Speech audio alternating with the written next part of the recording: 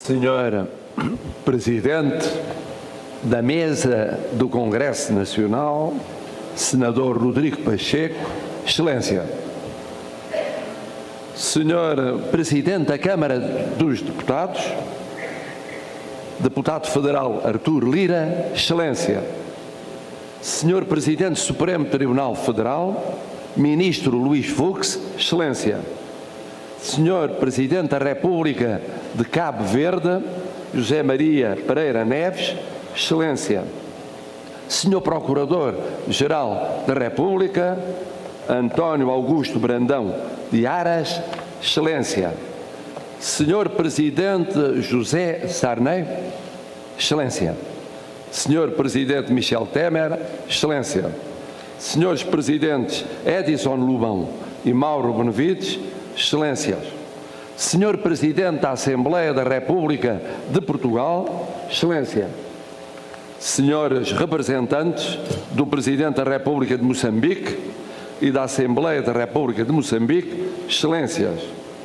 Senhor Secretário Executivo da CPLP, Excelência. Senhores Ministros de Estado e das Relações Exteriores, de Estado e da Educação do Brasil, Excelências. Senhor Secretário de Estado dos Negócios Estrangeiros e da Cooperação de Portugal, Excelência. Senhor Presidente do Supremo Tribunal Eleitoral, Excelência. Senhores Magistrados dos Tribunais Superiores do Brasil, Excelências. Senhor Presidente da Câmara Municipal de Coimbra, Senhores Embaixadores, Senhores Presidentes e Coordenadores das Comissões do Bicentenário, Excelências, Senhoras e Senhores Senadores e Deputados Federais.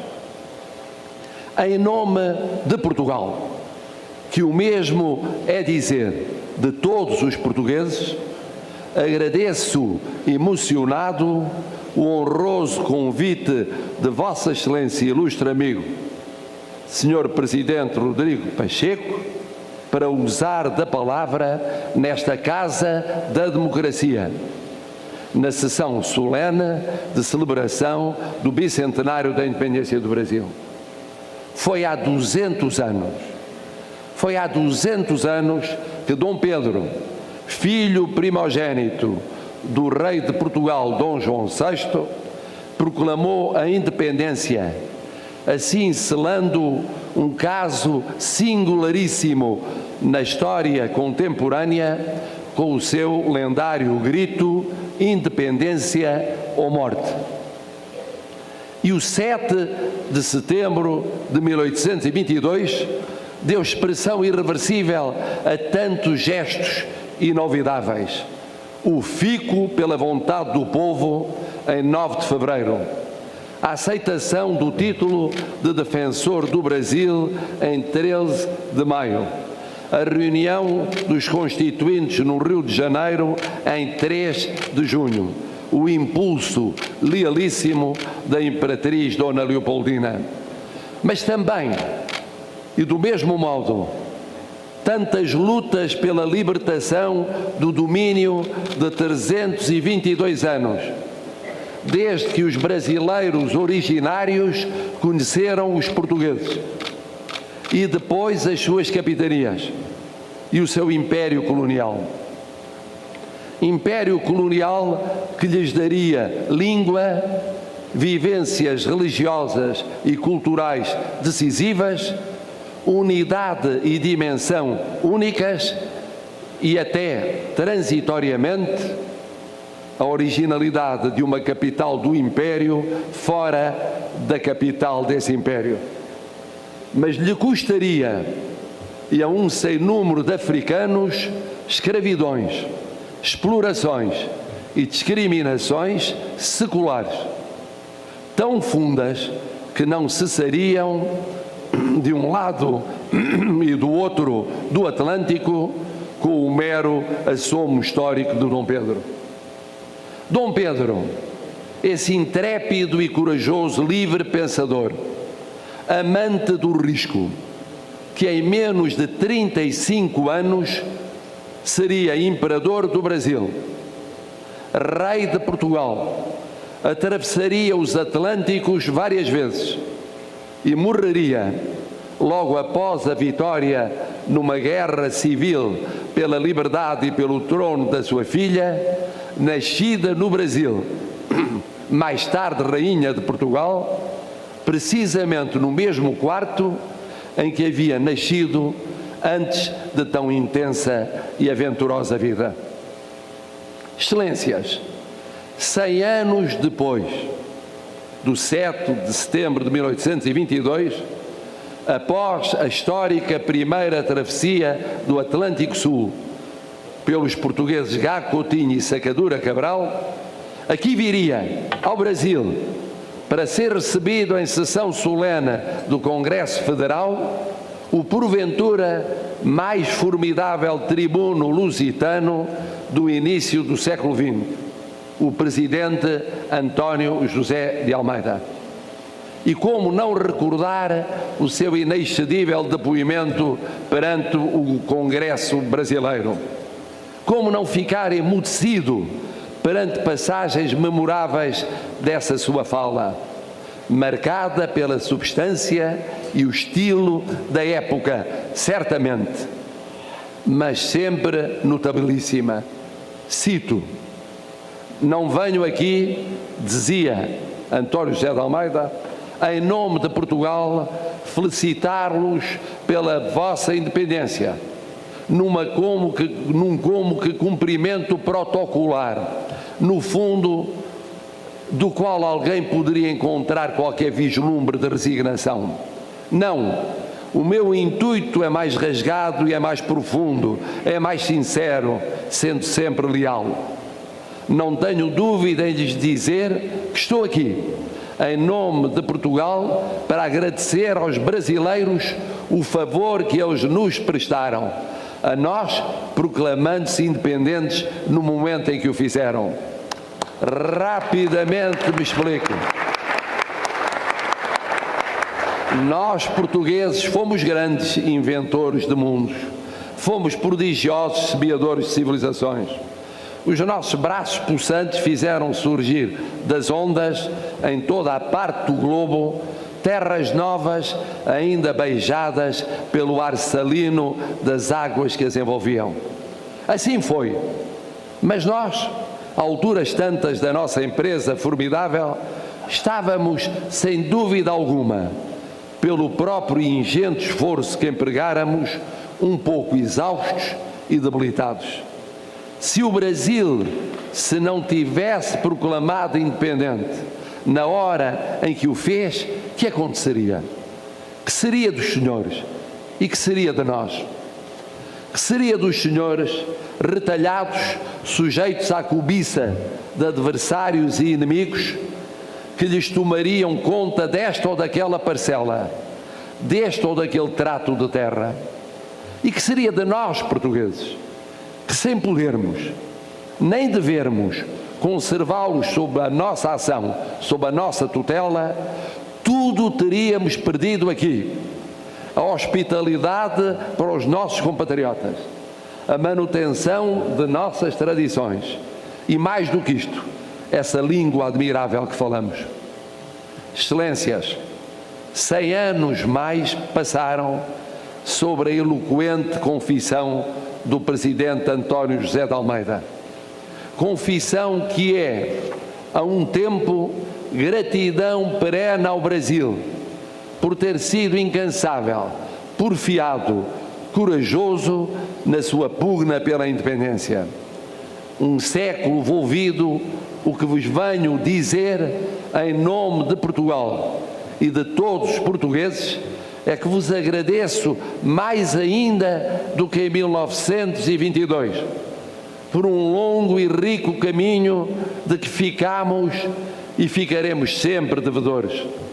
Agradeço-vos o terdes sido farol pioneiro para as independências de outros Estados irmãos da nossa língua comum, aqui presentes e solidários no assinalar desse passo precursor.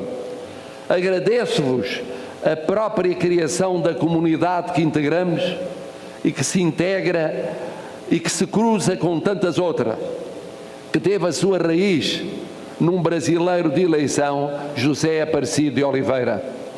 Agradeço-vos os mais de 220 milhões de falantes e de cantantes de uma língua ainda mais universal pelo gênio de autores e cantores brasileiros.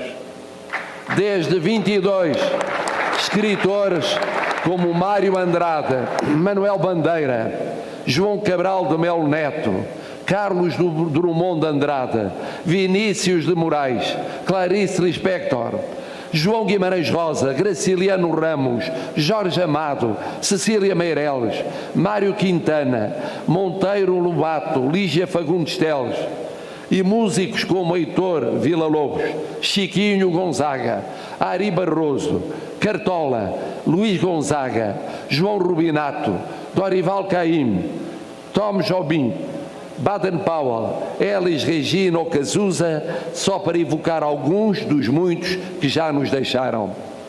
Agradeço-vos o ter sido e seres sempre o primeiro orador desde a fundação na Assembleia Geral das Nações Unidas, símbolo de uma mundividência humanista, aberta à paz, ao multilateralismo, aos direitos humanos, aos valores matriciais da Carta e do Direito Internacional. Agradeço-vos a pujança do vosso povo irmão, espalhado por todos os continentes, e agora invadindo Portugal com o seu abraço, o seu afeto, o seu labor, a sua visão de ordem e progresso em liberdade e tolerância. Para esses irmãos brasileiros lá chegados, vai o carinho forte e permanente do povo português. Agradeço-vos a vossa fraternal acolhida a milhares e milhares de portugueses neste último século, oferecendo um segundo lar àqueles que para trás deixavam pobrezas económicas e sociais ou perseguições cívicas e políticas. Para esses compatriotas aqui chegados, vai a solidariedade comovida do demais povo português. Agradeço-vos a excelência do vosso conhecimento, da vossa afirmação económica e institucional no mundo. Agradeço-vos a constância dos vossos anseios de inclusão, o grande desafio deste tempo, envolvendo justiça social, inventiva, educativa e cultural, científica e tecnológica, para além das conjunturas passageiras de cada período ou instante. Agradeço-vos a todas e a todos os brasileiros o emocionante orgulho que sentimos em qualquer ponto do mundo ao festejarmos os vossos sucessos, ao contemplarmos as vossas ousadias, ao partilharmos os vossos sonhos de mais e melhor, a vossa capacidade de nunca desistir, de nunca resignar, de nunca tomar por perfeito o que está por cumprir. Excelências, há 200 anos, um português singularíssimo, Dom Pedro de Alcântara, deu corpo ao arranque da vossa caminhada de futuro. Há 100 anos, um português notabilíssimo, António José de Almeida, deu voz ao nosso sentir, feito de gratidão e de homenagem ao primeiro século dessa caminhada. Hoje, outro português, humilde servidor da vontade do povo, mas também neto, filho e irmão de portugueses acolhidos no Brasil, e pai e avô de brasileiros, dá testemunho de renovada gratidão, de renovada homenagem, de renovado orgulho pelo segundo século de uma caminhada ainda tão longe do seu termo. Queridos irmãos brasileiros, continuai a maravilhar-nos como pátria de liberdade, de democracia, de justiça, de sonho, de esperança, de reinvenção ilimitada, potência universal no presente e no futuro. Nós, portugueses, amamos profundamente no Brasil e em vós, brasileiros, essa alma enleante, indomável, tenazmente obstinada, que vos faz diferentes que vos faz irrepetíveis na humanidade. António José de Almeida terminava a sua oração há 100 anos, de modo singelo, mas sentindo, proclamando: viva o Brasil, viva Portugal. 100 anos depois, na sua senda, mas indo para além dela, vos digo que para sempre viva o Brasil, que para sempre viva a fraternal amizade entre o Brasil e Portugal, que para sempre viva a projeção no mundo da nossa mais vasta comunidade de fala, de língua, que no Brasil tem o esteio mais forte, o pilar mais incansável, a mais eterna juventude, o mais perfeito futuro. Obrigado, Brasil, disse.